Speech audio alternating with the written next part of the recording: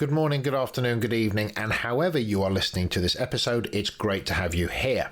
On this episode, we are talking about the idea of tame and wicked problems. This is a frame of reference that says there are things that we have tamed and thus have the template for, and that there are things that are wicked and no one has the answer to. And this is a growing reality for leaders in a world that continues to move at an unrelenting pace. On this episode, I have the great and powerful Kevin Green and the insightful and tenacious Stu Trevina. We spend some 30 minutes talking through some of our thoughts on the topic. On that note, enjoy the podcast.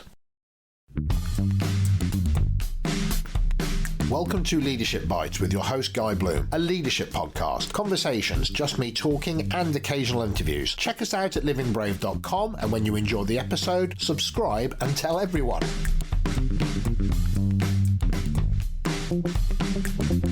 Hey, so welcome back, you crazy kids. Thank you.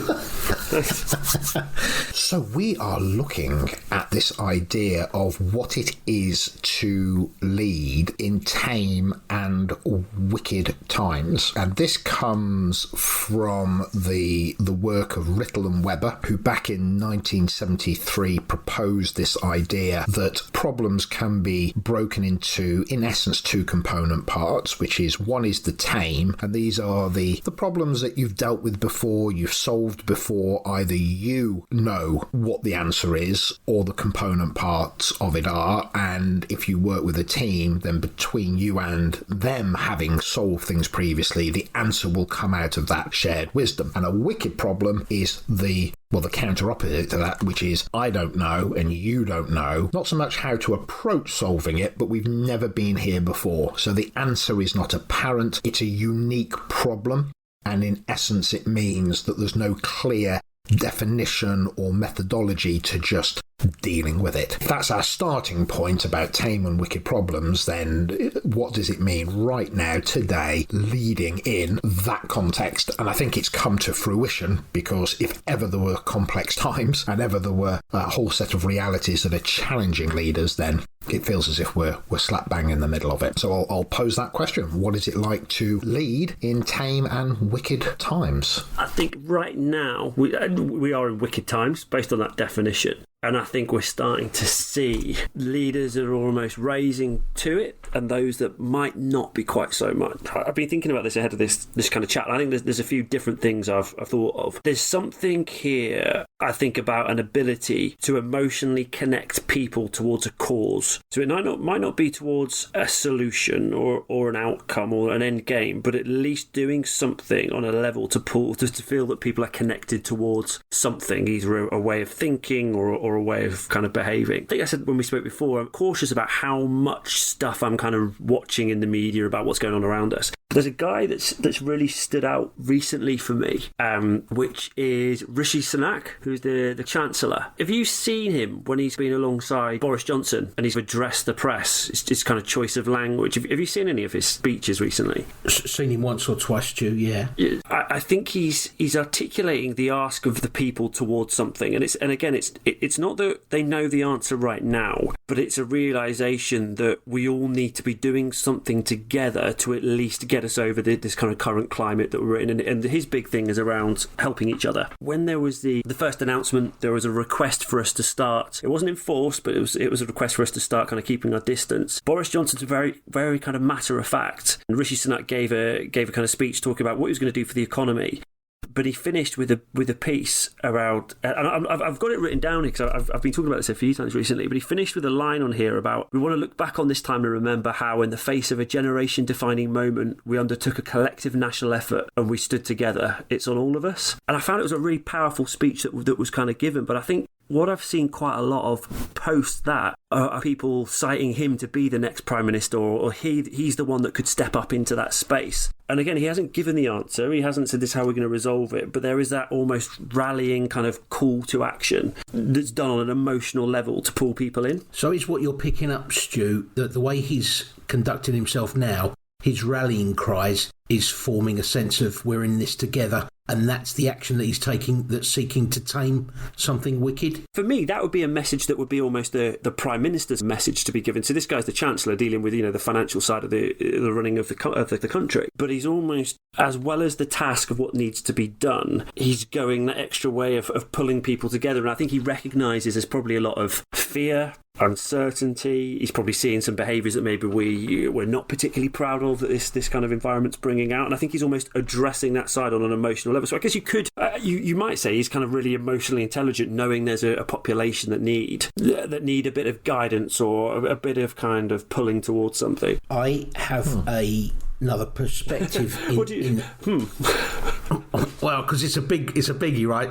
Yeah. It's a big deal. I had a thought this morning. Alongside the Chancellor, Boris Johnson is communicating regularly, which helps to make the wicked stuff tamer. But I noticed that if we'd have gone full on lockdown, I don't think the country would have coped with that. Look how the first mention of restrictions caused everybody to start panic buying. Imagine if the first step in our attempts to tame this complex thing was to go to the situation we are in now. Maybe you'd have had unrest in the streets because people just can't cope with a big change all at once. And so whilst the government was facing criticism around why aren't you closing the schools earlier, they came out with a reasonable explanation as to why we don't need to close the schools now, and then we close the schools. And I'd like to think that they have employed at some point of this cycle some kind of behavioural scientist, some psychology teams that told the government, in your attempts to tame something wicked which we've never faced before, do it step by step, not in large chunks. And that allows people to get used to some stuff before we go full in.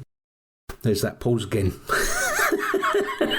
Picking up on that, there's something here about how people react to, if we take a step back, how people react to the reality of not having an answer. And that is something that I think is quite key in terms of the way an individual or a collective, a team or an organisation faces into not knowing, and the reaction, emotional reaction that can have at an individual level and then at a collective level. So I think that's one component.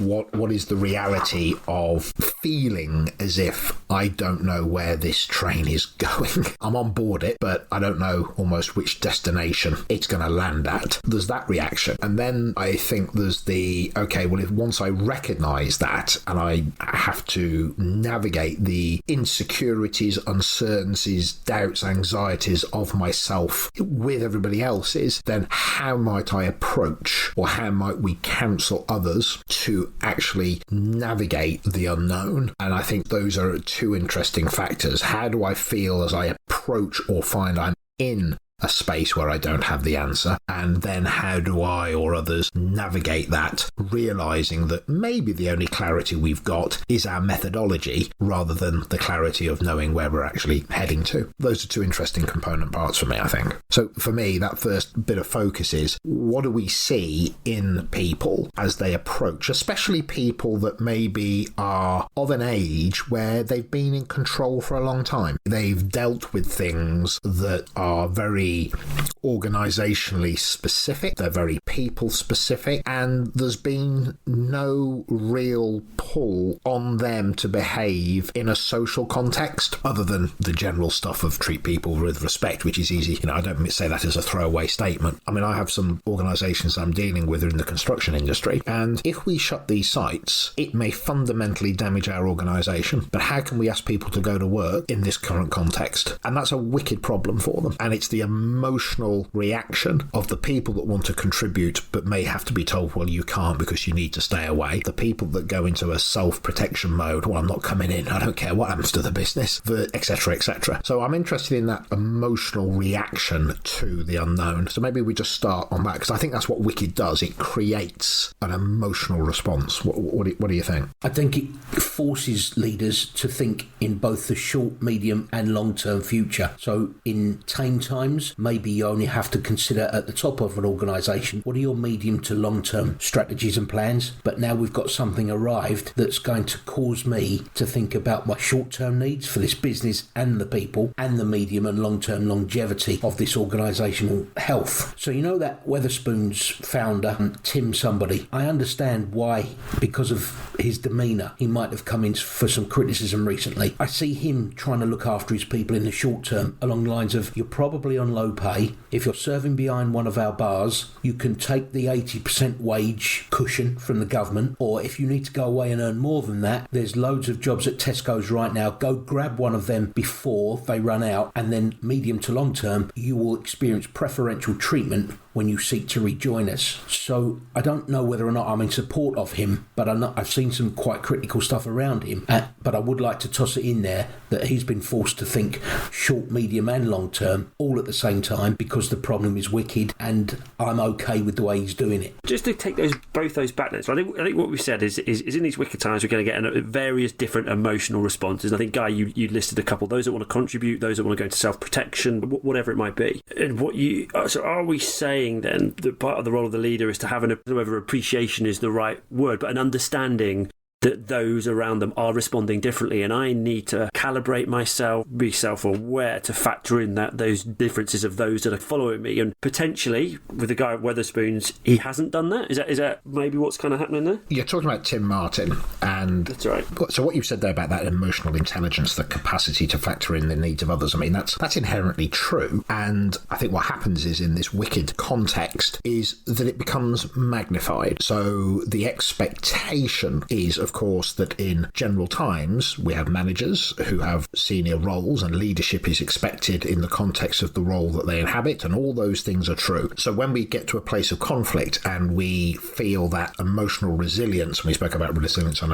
another podcast, but when we feel that stability threatened, we look to leaders. So what happens is the leadership position becomes greatly magnified, and when we have leaders that maybe are reacting by trying to offer solutions and answers, and there's absolutely nothing wrong with that, the level of scrutiny on their vocabulary, their tone, their delivery medium, for example, they sent out an email, why didn't they turn up, or they could have used video and made it more personal. The point is, now everybody's a critic. We've got this concept of wicked times, and then we have the reality of wicked times in this current social media. Everything's scrutinized, everybody has an opinion, and everybody can verbalize it. So there is an element of, unless it's fundamentally perfect in its delivery, somebody's going to take umbrage with it. But I think there's also something here that says it does highlight those leaders who have possibly reacted from a position of status quo, i.e., let me put out a message, let me just give an output, and they haven't really factored in the way that will be interpreted with the fears that people have and the humanity that is going on from a place of genuine fear, rather than the one of the protected space of, well, you're probably quite well off, my friend, and you're probably not one salary away from Armageddon in terms of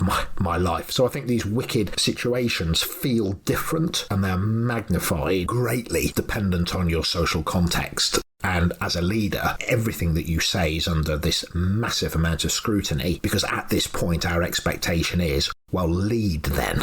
Yeah, that's a good shout. I wrote down a couple of things, what I thought it meant to be a leader in these times. One of the things I came to was about being decisive. And that for me isn't it's not about the right decision. It's about making and taking decision. And I think what you've just said there is true, which I think could be an inhibitor or a barrier to decisions being made. What if I do it and it's wrong? Or if I do it, how is it going to be perceived? And I guess while this is happening, am I deferring something, or am I not taking a course of action which could lead to a better outcome? And I think it's that, what's the expression? Is that your bad decision is better than no decision at all? Or something like that. I might have completely just made that up. Could that prevent me leaning into that space a little? That could be why we're seeing seeing those maybe leaders that are standing up and kind of building a reputation, and those that are maybe we're waiting to see something from, and that could be the dialogue that they're having. Well, there was that World Health Organization Executive Director, Dr. Michael Ryan. I reshared somebody else's LinkedIn post about that, and I thought was absolutely outstanding. Is that the guy that dealt with Ebola? Yes. He was kind of phenomenal. Yeah, and he basically said perfection is the enemy of the good. And I was really interested by that. He was really saying to the world, and as a leader watching that, you'd be saying, right, there's a lot of truth in here. He's saying you can't wait. You have to act. You have to make decisions. And of course, what comes with acting at pace is it won't be perfect. And as an observer, it's easy to look at a decision that's been made at pace and see the problem with it. But you're not the one that had to make the decision. And I think that's the real maturity of the leader to say, biggest mistake I can make in a wicked context is not to make a decision. Yeah. Now, that decision might be to do nothing. That is my decision. All the way through to, this is what we're going to do. We're going to paint the car park green. It doesn't matter what it is, but here is my decision. Because actually the issue is in not doing so, and that paralysis that can come from it. And I think what's interesting is there's an extra bravery in wicked times, which is the ability to have enough personal resilience and enough strength of character to say, hey, there might be learnings from me at the end of this, and I'm sure there will be correct ways of seeking counsel and making decisions at pace. There are methodologies to do that. But at the same time, we, I think, as observers, often need to hold off on holding people to a level of decision making in these moments that is unreasonable because they're being asked to literally fix a car while it's driving. So to Stu's point around inaction is far worse than taking any wrong action, and in the spirit of what you just described around the World Health Organization, man, take action, make some decisions, act fast in times of wicked problems, but then I would suggest that you need to install some very short-term repetitive feedback loops so that you know at each step of the way is the action that you are taking us in the right way. Yeah. And I think that's what it is, isn't it? It's constant calibration. And this leads you very, very quickly to that space of what's the culture you've got. And historically, if you are running an organisation where you are the autocratic leader and challenge or curiosity or not having exactly the right answer is penalised, well, I reckon you'll be reaping the repercussions of that. I always allude to emergency services and the military and that kind of thing, and they're not perfect organisations, but that capacity to move at pace, to deal with the thing that's in front of you, and to constantly receive and seek feedback with the intent to calibrate for the next interaction, because it might be coming in half an hour, 45 minutes, I think is indicative of learning to fail fast. And that concept is the biggest, I think, issue in wicked times is paralysis, not making decisions, and fearing the repercussions of judgment when this is all done, as opposed to, well, I'm making decisions in the moment and I'll live or die by those decisions, but guess what? Actually, I'd rather be judged for the decisions I made, even if they were wrong, than not actually making any. And depending on how you approach all of that, can even make the problem appear already tame. For example, the way the government has been shaping up in and around the handling of this coronavirus pandemic, the plan is so coherent that it makes me feel that it was never wicked to start with. I don't know if that makes sense. They are dealing with it in such a seemingly coherent and strategical and calm way that they already knew the right path to tread before they started. Well, I think that's very interesting. I mean, there's two things in that statement. One is, of course, some people will criticise the government left, right and centre for, taking too long and all these kind of things. But like we've just been saying, you're not the one in the hot seat and you're not factoring in all the realities that they're dealing with. So history will judge, but they made decisions. They made decisions not to do something. They made decisions to do something. However, what I'm hearing, and I think I really liked that phrase, that actually you can make it look like it's tame. I've never really thought about it like that, and that makes people feel better. Yes.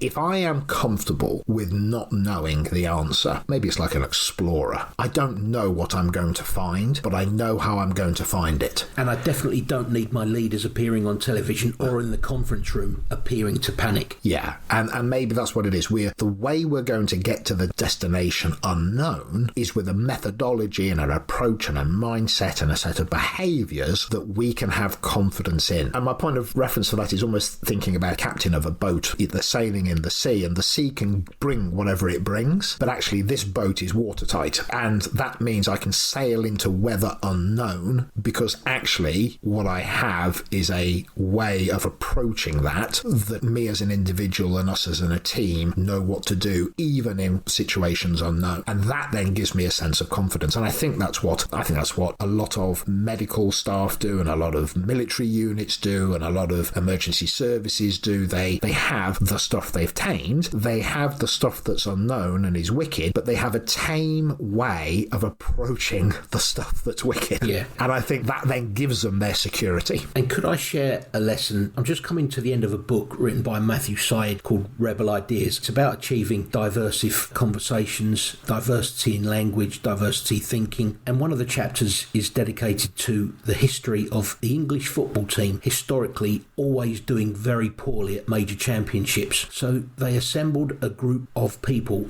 after England's latest Euro failure or World Cup failure, but they did something very, very different. The natural choice was to get Gareth Southgate, the England manager, Roy Hodgson, Tony Pulis, Harry Redknapp, all in a room. But of course, you're not going to achieve any cognitive diversity there because they all know football inside out. So instead, they appointed Matthew Syed, who's just like a sports psychologist, table tennis champion. They put an Olympic rower in the room. They put Sir Dave Brailsford, the fellow around the Sky cycling team, who was into incremental improvements, and Clive Woodward, World Cup winner with the rugby team. And because of that, they achieved cognitive diversity, all aimed at how do we achieve improvement in the performance of the English football team. Highly criticised in the moment, but because they knew they had to access different resources because the problem was wicked, I think the progress currently being shown by the English football team seems like it's been tamed by cognitive diversity. I like that. It's a lovely idea, isn't it? It is, and it's saying, how do we run two truths at the same time? How do we hold what we know to be true, and then how do we bring in something that can shift us, calibrate us, whatever that might be, so we can approach this issue with a sense of new information and new thoughts. And of course, what that means then is that as an organisation, we have to hold true the fact that there are no sacred truths. There's what we believe to be true right now, but actually what we have to do is to say, let's live in a space where we're willing to throw away what we believe to be right every day, unless it still holds true. And I think that's something that is becoming increasingly true. If I think back to 25 years ago or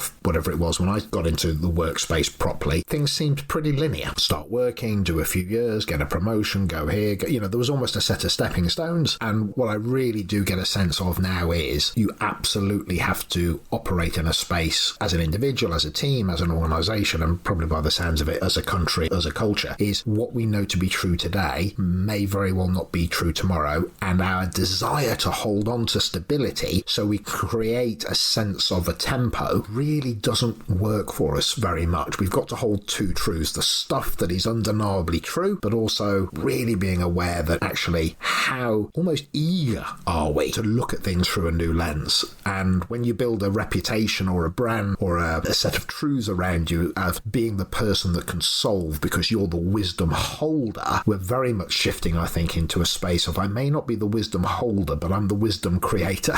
I'll free it, I'll find it, I'll develop it, I'll nurture it. It may not come from me. If you only go to the brains that you're used to going to, they may not have that breadth of thinking around being able to tame something brand new because it's outside their field of expertise. So if you only go to your favourite five, then you're in trouble. So we've just lost Stu off the call because he had to go and make a call, the needs of having to earn a living, heaven's sake. But he was just saying something before he went, Kevin, which I know you just wanted to pick up on. So Stu wanted to wrap up in and around one of the ways that companies can face into wicked problems is to double down on your values. Absolutely examine what you stand up for and stand up for that. So, for example, Brewdog, one of the things that they stand for is that commerce, organisations, business can absolutely be a force for change and change for good. So they've decided to make so much of their profit available for charitable donations. So a culture of the organisation can absolutely help you examine what you stand up for and make sure you do that in times of wicked problems.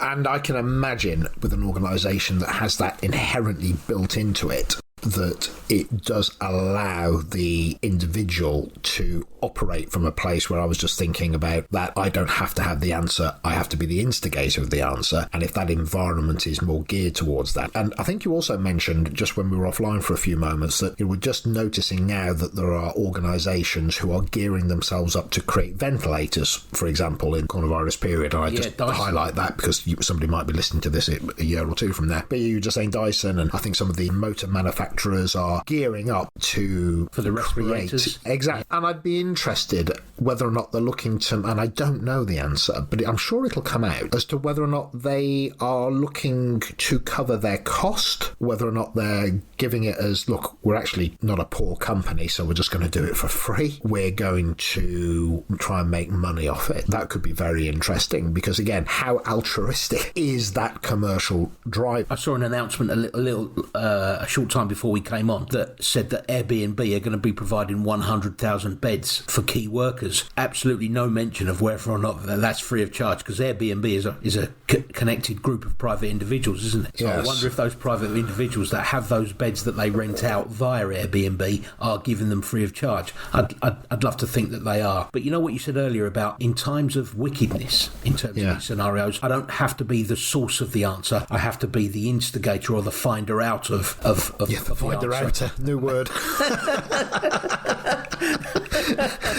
let's bail on that one and move on. But that means you have to be demonstrating a sufficient level of humility that you are willing to go out and ask for help. If, for example, Wicked Times expose, uncover or reveal organisational culture, if traditionally your company has been led with a command and control type leader or leaders, very, very unlikely that they'd be willing to turn round and risk being seen as weak by saying, we haven't got a map for this one, we haven't faced it before, what's the answer? They would rather keep it to themselves and hope for the best, because I think anything else is seen as weakness. Yeah, and I think that's going to be the highlighting point, isn't it? I'm very interested in, there are lots of environments where I see right now a doubling down on that micromanagement, where I mentioned it in one of the other podcasts, a manufacturing organisation that I know that have turned around to their workers and said, when you are working from home, you must have your video camera on from 9 o'clock till 5, and it must be on so we can see you in the workspace at any one point, versus other organisations that have gone, well, you're paid to do a job, crack on. As in, please accept this as a message that we do not trust you. Yes. Please accept it as a message we do, please accept it as a message we don't. And it's fascinating, isn't it, that kind of environment where actually when this company gets into what might be hard times, how do we think we're going to solve it? You know, with the stuff that we've always done before, or with innovation and maybe the crazy idea and something that might be a little bit challenging and something that might redefine what we're about, and actually who's going to offer that? And more importantly, even if I have the personal wherewithal to offer it, how's it going to be received? Who's going to be the negator of an idea that actually was the answer? And I was just thinking, actually, while we just went offline for a moment, of one of the exercises that you and I do, and with 3 balls. And you know that exercise where they pass the balls around in a certain way, and the answer to the whole thing is, it starts off where a team of 10 might take 90 seconds to pass the balls around in a certain method that we've set out, but when we give them the rules, they have to do it quicker. And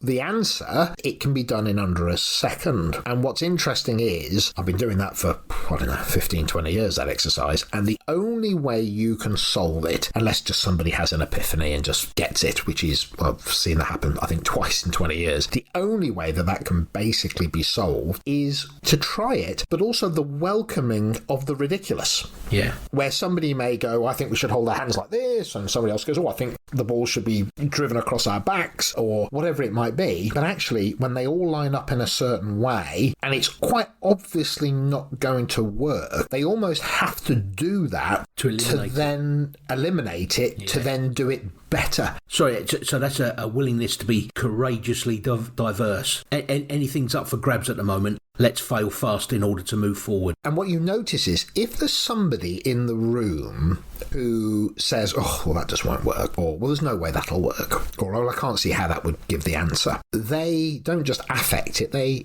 infect it, dependent on their influence. And if their influence is significant, or they have positional power, and they say it, then actually what can happen is very quickly the room doesn't try it, because the power that's in the room has negated the idea of it, let alone the trialing of it. So it's not just the way in which something offered, by definition it's the way it's received. And I think one of the biggest learnings that can come out of this is how organisations have received or have missed messaging from people that probably do have the answer, but actually in that fear of doing something that might not seem to be in control, it's being negated or not listened to. Yeah. And I think that'll be quite fascinating when all this is done, to see the organisations or the teams that have found their way of approaching these things through that lens of, once we get going, but until then, does anybody know what to do? Yeah, because no one's got the map. We are writing the map now. As a summary for leading in Tame and Wicked times, I've got this quasi-conclusion in my mind that says it's not about having the answer, it's about being the conduit for the answer. And that might be through the environment, the culture, the willingness to hear and listen to people, and to create an emotional safety, which we often talk about, and a willingness to contribute into a space where it is understood that the answer may sit